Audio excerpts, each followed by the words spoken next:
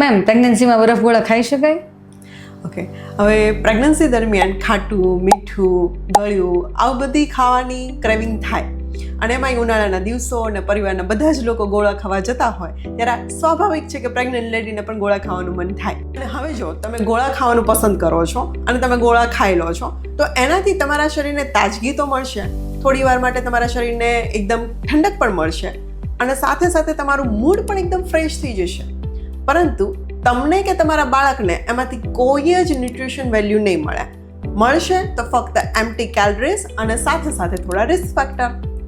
તો કયા risk factor ma'am? હવે જો કે એમાં એક તો આર્ટિફિશિયલ કલર હોય છે અને અલગ અલગ ફ્લેવર કેમિકલ હોય છે, બરાબર? એ પણ બાળકને નુકસાનકારક હોય છે. નંબર 2, થ્રોટ ઇન્ફેક્શન અને સ્ટમક ઇન્ફેક્શનના પણ ચાન્સીસ હોય છે. નંબર 3, શરદી કે ખાંસી પણ વધી શકે છે. અને નંબર 4, કે ગોળો બનાવવા માટે થઈને, એટલે કે બરફ જે બનાવેલો છે એમાં પાણી કેવું યુઝ કર્યું છે, એટલે હાઇજીન ઉપર તો મોટો ક્વેશ્ચન માર્ક રહેશે.